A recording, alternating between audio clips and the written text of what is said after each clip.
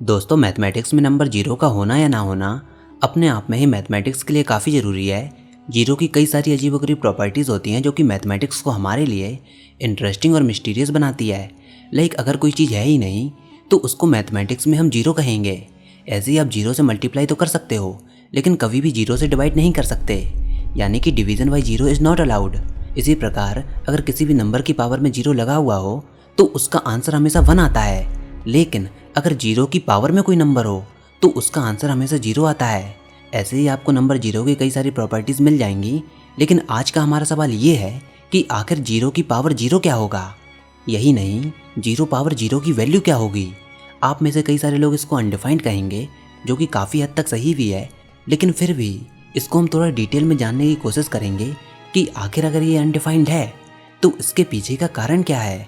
तो दोस्तों, जुड़े रहिए हमारे साथ इस वीडियो में, जिसमें आज हम जीरो पावर जीरो की मिस्ट्री को जानेंगे। लेकिन उससे पहले आपको थोड़ा इंडिसेस और एक्सपोनेंट्स की नॉलेज होनी चाहिए, जिससे कि आपको इस टॉपिक को समझने में थोड़ी आसानी हो। तो चलिए मैं आपको इसको थोड़ा ब्रीफली समझाता हूँ। तो सुनिए, अगर मैं कहता हूँ a की पावर m, तो इसका मतलब क्या होगा। आपको a को m टाइम मल्टीप्लाई कराना होगा। अगर मैं कहता हूँ a की पावर n, तो आपको a को n टाइम मल्टीप्लाई कराना होगा, यानी कि a into a into a into a. ऐसे ही मल्टीप्लाई कराते जाइए n टाइम्स तक। अब m और n कोई भी नंबर्स हो सकते हैं, जैसे कि n इक्वल टू 5, तो इस केस में आपको a को 5 टाइम मल्टीप्लाई कराना होगा। अगर मैं a की जगह पर कोई नंबर ले लूँ, जैसे कि 2, तो आपको 2 को 5 बार मल्टीप्लाई कराना होगा, यानी कि 2 की पावर 5। आई थिंक अब आप इसको समझ गए होंगे कि एक्सपोनेंट्स क्या होते हैं और ये कैसे काम करते हैं। मतलब एक्सपोनेंट्स में किसी भी नंबर का रिपीटेड मल्टीप्लिकेशन होता है। ये तो बेसिक कंसेप्ट था, जो कि आई थिंक एक 9th क्लास का बच्चा भी जानता है। लेकिन चलिए, अगर मैं आपको एक क्वेश्चन देता हूँ इसी कंसेप्ट पर, जिसमें आपको रिपीटेड मल्टीप्लिकेशन कराना होता है, तो सुनिए, क्वेश्चन ये है कि आप बताइए 2 की पावर 0.9 कितना होता है। अब आप ये देख सकते हो कि 0.9 एक होल नंबर नहीं है। अब आप कहेंगे ये सवाल तो सही है, लेकिन हमारी डेफिनेशन तो ये कहती है कि एक्सपोनेंट्स में हमको एक नंबर को बार बार मल्टीप्लाई कराना होता है। पर यहाँ पर केस तो बिल्कुल अलग है। दरअसल आप 2 को 0.9 टाइम्स कैसे मल्टीप्लाई कराओगे। अगर 2 की पावर 1 होता तो आप अकेले 2 लिख देते। अगर 2 की पावर 2 होता तो आप 2 इंटू 2 लिख देते। लेकिन यहाँ पर 2 की पावर 0.9 है और ये होल नंबर नहीं है। इसमें आप कैसे मल्टीप्लिकेशन कराओगे। चलिए, कैलकुलेटर की मदद से आप वो भी कर सकते हो, उसमें कोई बड़ी डील नहीं है। लेकिन इस पॉइंट को समझाने का मेरा मतलब ये था कि आप एक्सपोनेंट्स की एक्चुअल डेफिनेशन को जानिए। पहले हम ये मानते थे कि मल्टीप्लिकेशन रिपीटेड एडिशन को कहते हैं। मतलब जैसे 5 इंटू 10, तो इसमें आप क्या कर सकते हो कि 5 को 10 बार जोड़ सकते हो या फिर 10 को 5 बार जोड़ सकते हो। यानी कि मल्टीप्लिकेशन हमारे पुराने कंसेप्ट के अनुसार रिपीटेड एडिशन को कहते हैं, लेकिन नए कंसेप्ट के अनुसार मल्टीप्लिकेशन होता है किसी चीज़ में स्केलिंग, कि कोई चीज़ किस रेट से इंक्रीज हो रही है, कितना स्केल हो रही है। ऐसे ही पहले एक्सपोनेंट्स को हम रिपीटेड एडिशन मानते थे, लेकिन नए कंसेप्ट के अनुसार एक्सपोनेंट्स का मतलब होता है कि कोई चीज़ समय के साथ कितने अमाउंट में ग्रो हो रही है। तो मतलब क्या है कि एक्सपोनेंट ग्रोथ को रिप्रेजेंट करता है। जैसे 2 की पावर 0.9 का मतलब है कि 2 की ग्रोथ 0.9 टाइम्स हो रही है। तो अब आप एक्सपोनेंट्स के बारे में अच्छी तरह से समझ गए होंगे, लेकिन हमारे ओरिजिनल सवाल के लिए आपको 2 प्रॉपर्टीज़ के बारे में और जानना होगा। पहली, a की पावर m इंटू a की पावर n क्या होता है। देखिए, जब दोनों बेस सेम हो या फिर दोनों नंबर सेम हो, जैसे आप यहाँ पर देख सकते हो कि दोनों जगह पर a है लेकिन पावर डिफरेंट है m और n, तो इस प्रॉपर्टी के अनुसार a की पावर m इंटू a की पावर n होगा a की पावर n प्लस n। मतलब इस केस में पावर ऐड हो जाएंगी। अब दूसरी प्रॉपर्टी है a की power m divided by a की पावर n, तो इस केस में आंसर क्या होगा, a की पावर m माइनस n। मतलब अगर बेस सेम हो तो अगर मल्टीप्लिकेशन होगा तो 2 पावर ऐड हो जाएंगी, और अगर डिवीज़न होगा तो 2 पावर माइनस हो जाएंगी। खैर, इन दोनों प्रॉपर्टीज से ही हमारा काम हो जाएगा। वैसे इंडिसेस और एक्सपोनेंट्स की कई सारी प्रॉपर्टीज़ होती हैं जिनको आप अपनी बुक्स में भी पढ़ सकते हो, लेकिन हम इस वीडियो में केवल इन दोनों प्रॉपर्टीज़ पर ही काम करेंगे। हाँ, एक बात और कहनी थी कि आप a की जगह पर x भी लिख सकते हो। तो देखिए, अगर x की पावर 5 है तो मतलब x को आपने 5 बार मल्टीप्लाई किया। x की पावर 4 तो आपने x को 4 बार मल्टीप्लाई किया। x की पावर 2 तो आपने x को 2 बार मल्टीप्लाई किया। x की पावर 1 तो आपने x को 1 से मल्टीप्लाई किया। लेकिन अगर x की पावर 0 है तो आपने x को मल्टीप्लाई ही नहीं किया, यानी कि इसका आंसर 0 होना चाहिए। लेकिन मैथमेटिक्स के अनुसार इसका आंसर होता है 1। वह कैसे? तो देखिए, हमने कहा x की पावर 0, तो इसको हम ऐसे भी तो लिख सकते हैं x की पावर 1 अपॉन x की पावर 1। हमने ऐसा क्यों लिखा?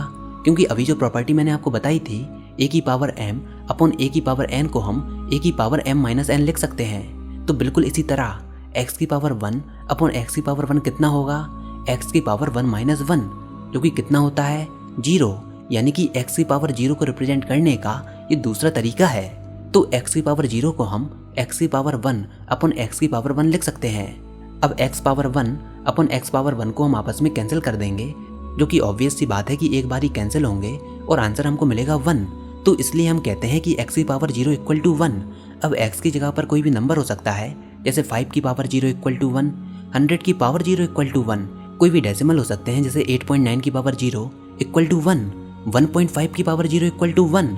इनफैक्ट फ्रैक्शंस भी हो सकते हैं, 1 अपॉन 5 की पावर 0 इक्वल टू 1। मतलब कुल मिलाकर किसी भी नंबर की पावर 0 इक्वल टू 1। तो बिल्कुल इसी कंसेप्ट से 0 की पावर 0 भी 1 ही होगा। बट अब अपने आप से पूछिए कि क्या ये सही है? क्योंकि हम ये जानते हैं कि 0 की पावर समथिंग हमेशा 0 होता है, यानी कि 0 की पावर 3 इक्वल टू 0, 0 की पावर 100 इक्वल टू 0।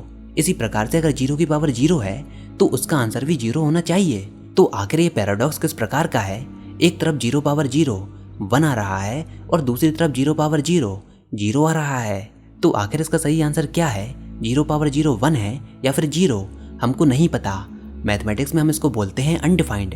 मतलब 0 पावर 0 एक ऐसे नंबर को डिनोट करता है जिसको इस दुनिया में कोई भी डिफाइन नहीं कर सकता। तो कुल मिलाकर हम ये कहते हैं कि 0 पावर 0 अनडिफाइंड होगा।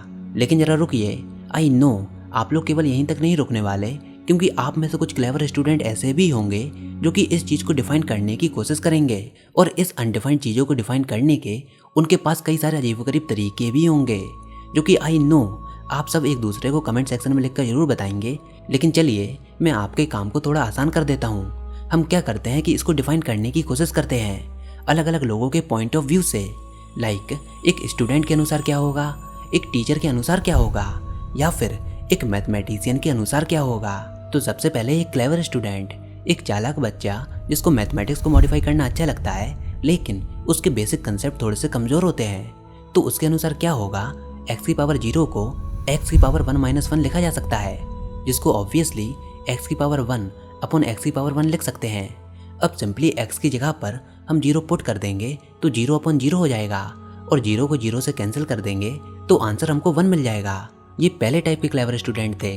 अब उससे भी चालाक स्टूडेंट यहाँ पर क्या कहेंगे कि डिवीजन बाय 0 मैथमेटिक्स अलाउ नहीं करता, इसलिए जो लास्ट स्टेप आपने किया है वो बिल्कुल गलत है। तो उनके अनुसार क्या होगा, वो इसको 0 पावर x के साथ प्रोसीड करेंगे। तो 0 पावर x में हम x की जगह पर 1 प्लस कर देंगे और 1 माइनस कर देंगे, यानी कि 0 power 1 plus x minus x। सिर्फ उन्होंने फॉर्म को मॉडिफाई किया। अब 0 पावर 1 प्लस x माइनस 1 को 0 power 1 into 0 power x minus 1 भी लिख सकते हैं, जिसको सॉल्व करने पर हमको आंसर मिलेगा 0, और जो सही भी है क्योंकि 0 टाइम समथिंग हमेशा 0 ही होता है। यानी कि अगर हम किसी को 0 से भी मल्टीप्लाई करते हैं तो आंसर हमेशा 0 ही आता है, जो कि सही भी है। तो उनके अनुसार 0 पावर 0 इक्वल टू 0 ही होगा। अब बारी आती है मोस्ट क्लेवर स्टूडेंट की, हमारे पिछले 2 कैटेगरी के स्टूडेंट से भी ज़्यादा चालाक कैटेगरी के स्टूडेंट।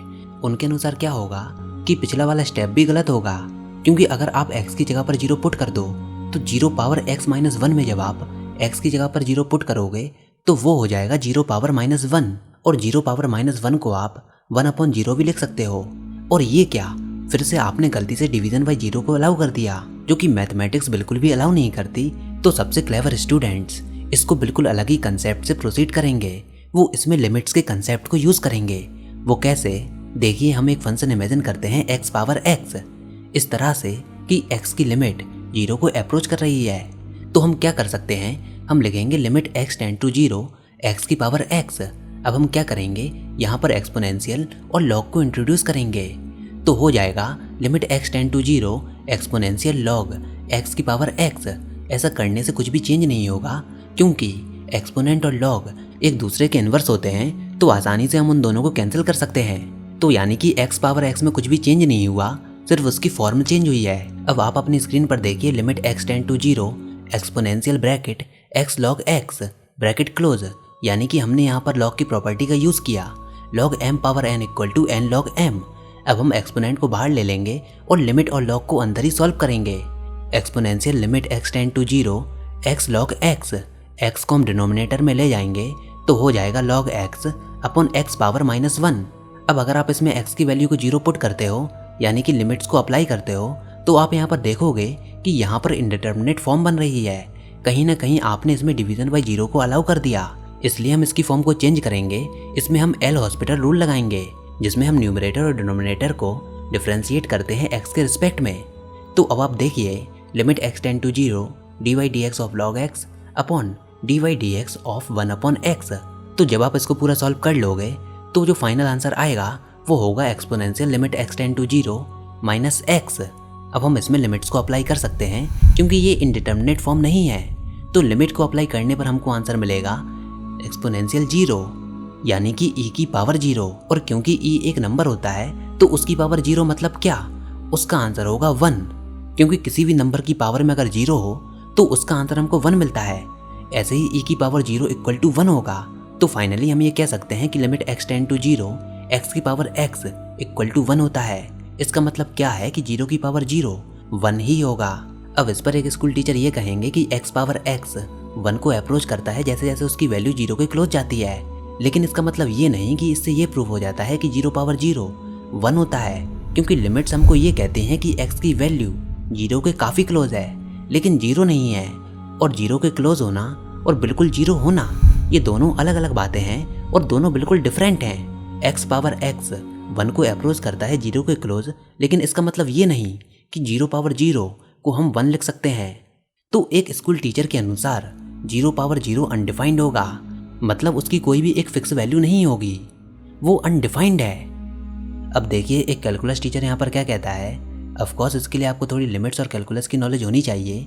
तो एक कैलकुलस टीचर के अनुसार क्या होगा, जब सारे x 0 से बड़े होंगे तो हम ये जानते हैं 0 पावर x 0 होता है, मतलब हम ये लिख सकते हैं कि limit x tend to 0 0 power x equal to 0, क्योंकि 0 की पावर में अगर कोई नंबर है तो उसकी वैल्यू 0 ही होती है। तो हम ये भी कह सकते हैं कि जब x की वैल्यू 0 के काफ़ी क्लोज होगी, मतलब 0 को अप्रोच कर चुकी होगी, तो 0 पावर 0 0 ही होगा। लेकिन वहीं दूसरी ओर हम ये भी जानते हैं कि y पावर 0 इक्वल टू 1 होता है। कंडीशन ये है कि y की वैल्यू 0 नहीं होनी चाहिए, क्योंकि किसी भी नंबर की पावर अगर 0 है तो उसकी वैल्यू 1 ही होती है। अब इसको हम लिख सकते हैं कि limit y tends to 0 y power 0 equal to 1, मतलब जैसे जैसे y 0 के काफ़ी क्लोज हो जाएगा तो उसकी वैल्यू 1 पर ही जाकर रुकेगी। तो अगर हम एक फंक्शन डिफाइन करें x, y equal to y power x, तो इस फंक्शन का डिसकंटिन्यूटी पॉइंट 0, 0 पर होगा। मतलब अगर हम 0, 0 पर x इक्वल टू 0 से अप्रोच करें तो उस केस में limit y tends to 0 function 0, y की वैल्यू 1 होगी। लेकिन अगर हम y इक्वल टू 0 वाली लाइन से पहुंचते हैं तो उस केस में उसकी वैल्यू 0 होगी। इसलिए हम ये कह सकते हैं कि limit x, y tends to 0 y power x की वैल्यू उस डायरेक्शन पर डिपेंड करेगी जहाँ से आप उस लिमिट को लेते हो। मतलब यहाँ पर कोई भी ऐसा तरीका नहीं है जिससे आप ये डिफाइन कर दो कि 0 पावर 0 फंक्शन x, y को कंटिन्यूस बना दे। लेकिन अब एक मैथमेटिशियन के अनुसार 0 पावर 0 को 1 ही होना चाहिए, क्योंकि ये मैथमेटिक्स में काफ़ी यूज़फुल है। वो क्यों, वो अभी मैं आपको दिखाता हूँ। लेकिन उससे पहले आप इस टेबल को देखिए। इसमें आप ये देख सकते हो कि 1 power 1 equal to 1, 0.9 power 0.9 equal to 0.909। ऐसे ही आप देखते जाइए 0.4 पावर 0.4 तक वैल्यूज़ लगातार डिक्रीज कर रही हैं। तो उस बेसिस पर आप ये कह सकते हो कि 0 पावर 0 की वैल्यू 0 को अप्रोच करनी चाहिए। लेकिन जब आप 0.3 पावर 0.3 के बाद से वैल्यू देखते हो तो जैसा कि आप इस टेबल में देख सकते हो कि उसकी वैल्यू फिर से लगातार इंक्रीज कर रही हैं, 1 की तरफ अप्रोच कर रही हैं। लाइक 0.001 पावर 0.001 की वैल्यू होती है 0.99। मतलब आपने यहाँ पर देखा कि वैल्यूज़ तो पहले लगातार डिक्रीज कर रही थी, लेकिन फिर वो एक्सपोनेंशियली इंक्रीज कर रही हैं 1 की तरफ। तो अगर आप इस पैटर्न को कंसीडर करो तो एक मैथमेटिशियन के अनुसार 0 पावर 0 1 होना चाहिए, क्योंकि इस टेबल के अनुसार वैल्यूज़ 1 को अप्रोच कर रही हैं। चलिए 0 पावर 0 इक्वल टू 1 पुट करने से कहाँ पर बेनिफिट होता है हम वो देखते हैं। अब आप बाइनोमियल थ्योरम को कंसीडर कीजिए a plus B power x equal to summation k equal to 0 to infinity x के a की पावर k into B power x minus k। यहाँ पर x और k बाइनोमियल कॉफिशिएंट्स हैं, तो अगर आप a को 0 पुट करो और b इक्वल नॉट 0 रखो तो उस केस में 0 plus B power x equal to summation k equal to 0 to infinity 0 power k into B power x minus k। अब जब आप इसको पूरा सॉल्व कर लोगे तो जो एंड रिजल्ट आपको मिलेगा वो होगा 0 power 0 into B power x। अब जरा यहाँ पर ध्यान से देखिए, अगर हम 0 पावर 0 को यहाँ पर 1 पुट नहीं करते तो इसका मतलब क्या होगा कि बाइनोमियल थ्योरम यहाँ पर सही साबित नहीं होगा। लेकिन अगर हम 1 पुट कर देते हैं तो बाइनोमियल थ्योरम यहाँ पर सही साबित होगा। अगर मैथमेटिशियन 0 पावर 0 को 0 कहते हैं या फिर अनडिफाइंड कहते हैं तो बाइनोमियल थ्योरम तब भी काम करेगा। लेकिन उस केस में हमारा बाइनोमियल थ्योरम और भी ज़्यादा कॉम्प्लिकेटेड हो जाता, जो कि अभी नहीं है। हम ये जानते हैं कि हमारे बाइनोमियल थ्योरम इतने ज़्यादा कॉम्प्लिकेटेड नहीं होते, तो हम ये मान सकते हैं कि 0 पावर 0 सिंप्लिसिटी के लिए यहाँ पर 1 ही होगा। अब इसी तरह से आपको कई सारी प्रॉब्लम्स मिल जाएंगी, यहाँ पर आपको 0 पावर 0 को 1 ही पुट करना होता है। तो अब आप कमेंट सेक्शन में लिखकर जरूर बताइए कि आपके अनुसार 0 पावर 0 को क्या होना चाहिए, 1 या फिर 0 या फिर अनडिफाइंड। तो फिलहाल आज की वीडियो में बस इतना ही। मिलते हैं अगली वीडियो में, तब तक के लिए इस वीडियो को लाइक कीजिए, अपने दोस्तों के साथ शेयर कीजिए, और अगर आपने हमारा चैनल अभी तक सब्सक्राइब नहीं किया तो इसको सब्सक्राइब कर लीजिए ताकि आगे आने वाली कोई वीडियोस और अपडेट्स आपसे मिस ना हो पाएं।